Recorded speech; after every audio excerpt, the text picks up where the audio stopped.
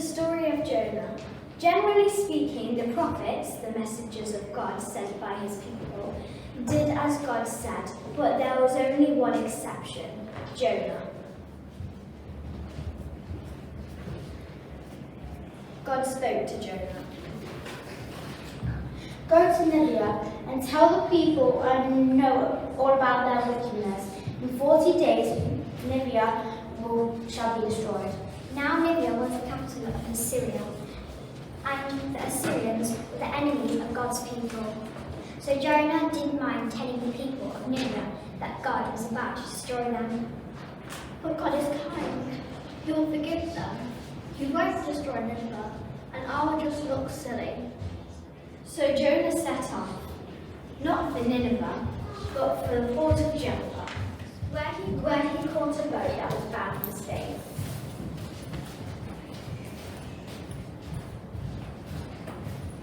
As soon as the ship was out at sea, God sent a great storm. The captain and crew were terrified.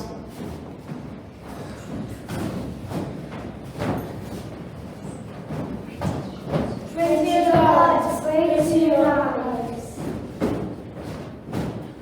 Jonah fell fast asleep. The captain shook him hard.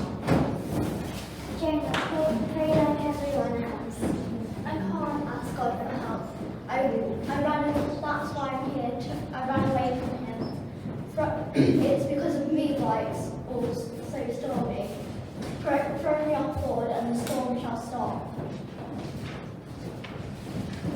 At first, the captain refused, but the storm just got worse and worse. In the end, he did as Jonah said.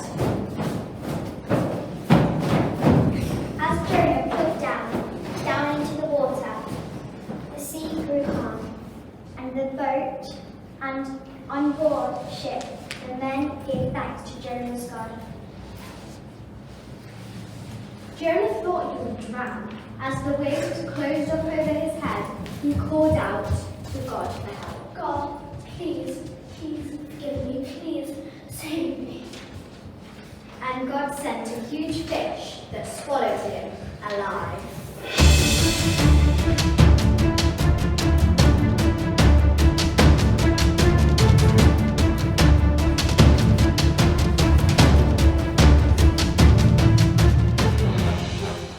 Alone in the dark inside the fish for 3 days, Jonah was sorry he had disobeyed God.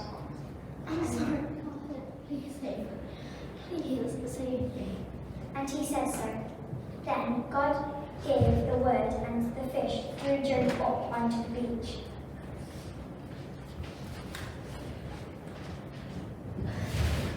He had never been so glad to see the sun. He went straight to Nineveh to tell the people God's message. Nineveh will be destroyed.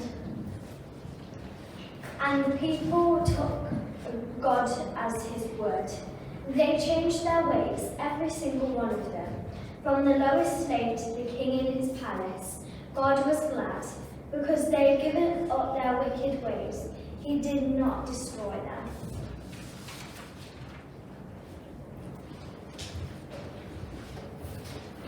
Jonah sat down outside the city, feeling angry and miserable. I knew this would happen. I knew you would forgive them. That's why I tried to run away. So please, just let me die. But God didn't let Jonah die. Instead, he made a plant grow up and shaded him from the burning sun. Jonah felt better. The next day, the plant died, and the sun went down on his head. I'm sorry for that child. I'm sorry that it died.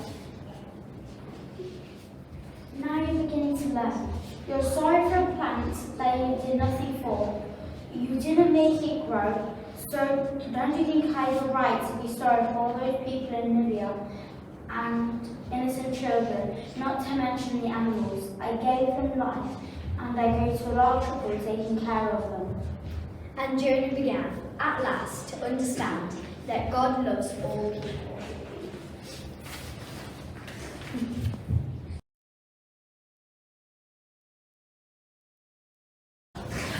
Paul's letter to the Romans. Live in harmony with one another. The book of Revelation.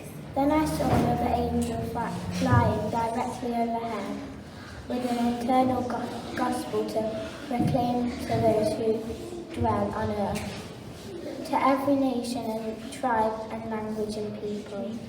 There are many different languages in the world. None of them is without meaning. The enormous crowd, the book of Revelation.